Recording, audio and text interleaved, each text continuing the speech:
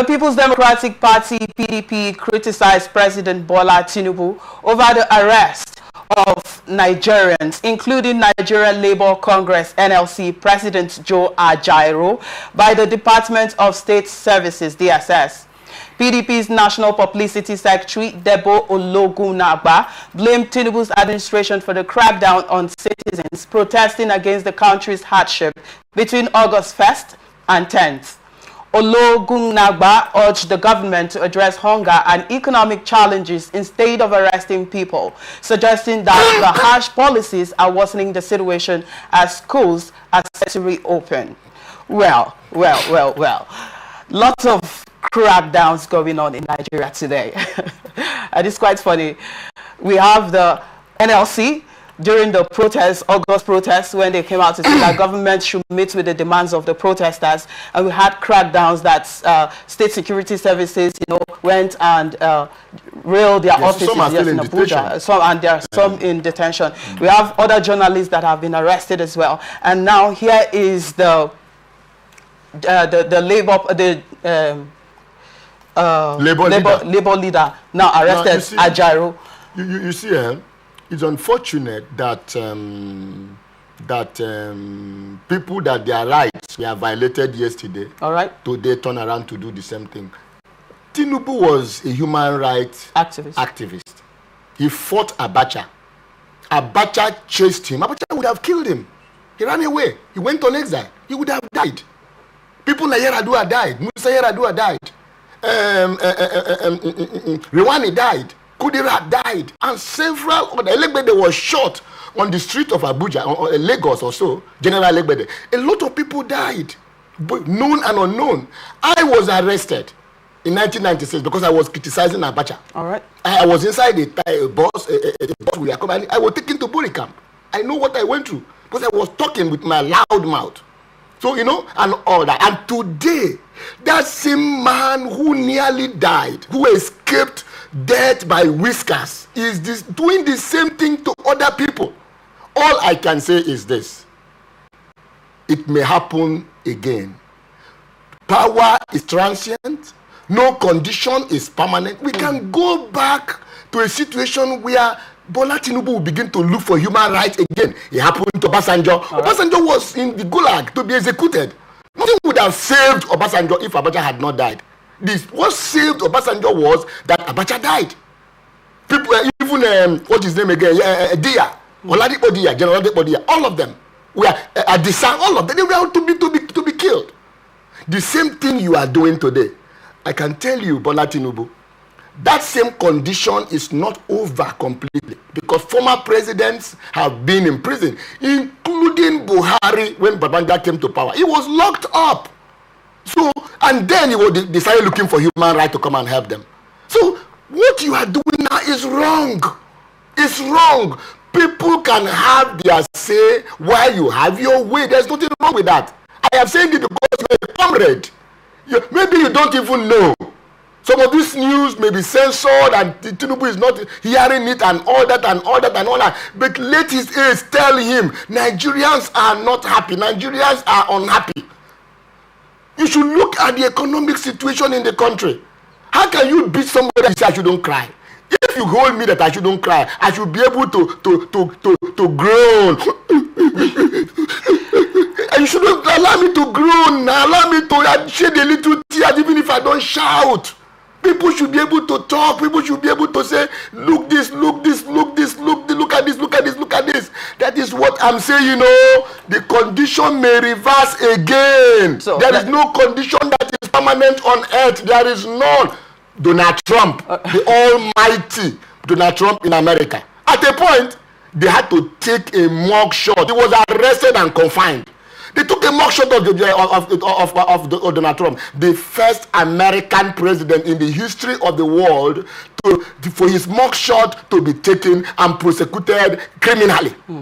Is still being prosecuted up to now. Nothing is forever. So is that warn your security agencies, warn them. The arrest of Ajaero is taking it too far. What did the man do? Now you said you are going to give them 70%, 70,000 monthly. What do you call it again? Monthly minimum wage. Minimum wage. And before you could even implement it, fuel has been increased again. And the minimum wage is gone. Can anybody now? The 70,000 is no longer on the table. There's no way NLC will accept 70,000. 70,000 was when the fuel was 600 and something naira. Today you have increased it to 800 and something, and we are buying 1,450, 1,500. All right, 1,600. And you want them to take 70,000 naira? There's no what this one is sheer intimidation. Barrister Haya, can you intimidation? Yeah. So let's look at this now in this aspect now. The arrest of Ajaero. Do you think it will have any implications on masses right now, considering the fact that you just mentioned the hiking fuel prices and all of that? What other challenges do you think this might have on the masses? It's going to have a very, very negative impact. I think yesterday the NLC caucus meeting or whatever gave them till midnight. All right. And they are meeting today again 48 hours. No, midnight yesterday night. So it's more than midnight now. We are going at that 6, 7, 8 hours is gone again. Now it's going to 48 hours to release him or face their consequences. I see trouble. Forget about this giving you notice for a protest. Nobody gives notice for a real protest. Nobody gives notice for revolution. All right. We are getting there. How can people can survive? People are looking the slightest opportunity. That's what people are looking for now to ignite the whole place. They are looking for the slightest opportunity, and you want to give it to them. Well, let me also say this. I don't believe that Tinubu wants to punish Nigerians. And let me also say this sincerely. This problem is not created by Tinubu. But my problem is that he's not doing anything to stop it or to cushion it or to give us hope that by tomorrow, by next tomorrow, by 1 year from now, that something is going to get better. I see no tunnel. I see no light. I see nothing. That's my problem I have. 1 year is gone. It's going into the second year. I have not seen anything that is being done by this government to save the situation or plan 5 years plan, 10 years plan, 20 years plan. I have not seen anything about anything to that effect. That's my problem. Tinubu did not cause this problem. I must tell you the truth. Tinubu did not cause this problem, but Tinubu is not doing anything about the problem. That's my point. All right. Do you see any misinterpretation of these actions by the DSS arresting Ajaero? Misinterpretation how? What they are doing is political. All right. Are you even sure Tinubu sent them? You know, you are doing good boy job. Are you sure Tinubu actually sent them to go and arrest this man? Because the consequences will be very, very high. Why would you do that? So you don't want anybody to talk again? So you are now Abacha? What Abacha did to you is what you want to do to the people now? It's very, very unfortunate now. It's not fair. It's not good. And let me tell you, you can cheat some people sometimes, but you cannot cheat all the people all the time. One day they will say, no, if I die, I die. If I live, I live. That is where we are getting to, because there is no cushioning, there is no effect, there is nothing that is being done right now to say, oh, please give me 1 year, give me 2 years. Otherwise, people like us, if we see it, we begin to persuade Nigerians. Oh, relax, 1 year, this. But tell me what they are doing. For instance, the fuel is going to 1.5. Fuel will go to 2,000 or even beyond. Dollar is as at day before yesterday, last weekend, it was when I 1,007 euro, 1,750, 760, 780. Today is 1,810 naira. It's going. It's not coming. Yesterday I called him and he said 1,008. Today, this morning, he said 1,000. He has added again. So what are we doing? What about the economy? What are we doing? What about fuel? What about light? How can government sit down? All you are interested is increasing tariff. Tell me where they have not increased tariff. It will not save the situation. Increasing tariff upon people that are already suffering will exacerbate the situation. It will increase the situation. It will make them to be angry more. Instead, reducing it will solve the problem. For instance, I have argued and I have said, if the government, if I was Tinubu, I would not call Minister for Power, come here. Minister for Petroleum, come here. All of you, come here. I want the power stations to work. Start with the power stations. I need 5,000 megawatts of power. Go and do it. Let it work just right now. If I don't get power in 6 months, go and get power. You see what will happen? Once power begins to work, for instance, You no longer buy fuel for your house. You no longer buy fuel for office. The power is there 24 hours. You pay for it to the government at a minimal price. Demand will reduce on petroleum.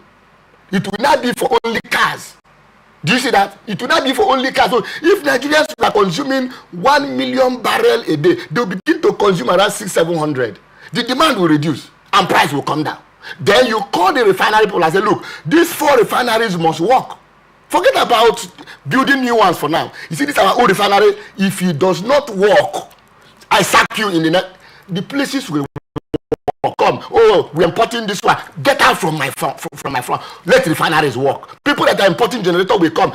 Let power come down. That is one of the areas government will tackle, so that small businesses will begin to blossom. If you want to do small thing, you can do it. The power is there. You pay the money. And government, let me tell you, in abroad, government encourage businesses because these businesses pay tax, employ people which government could not employ. So government, they are watching. They are looking at those businesses. They give you grant. They watch the money.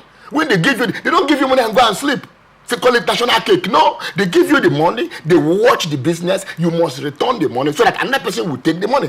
Nigerians will do that. It will work. But here, there is no such plan. Businesses are closing down. Social businesses are closing down. Household cannot even. People are sick. You cannot go to your house and there is electricity for fan to blow you. People are dying. People are hospitals. There is no light to power it. The health care is high. So how can nothing on ground? So what we are interested is to increase tariff. Tell me where they have not increased tariff. Okay. Every day is increment of tariff, thinking it will solve the problem. It will not solve the problem, Mr. Tinubu, Mr. President. Okay, it will exacerbate the situation and cause more havoc. Taxing will not save Nigeria. Okay, Barrister Hayaking, don't you think that we're going through these baby steps of pain in order for us to enjoy in the future? Did you listen to me? Enjoy what? What are they put in the future for enjoying? Some plans already on ground. Where is the plan?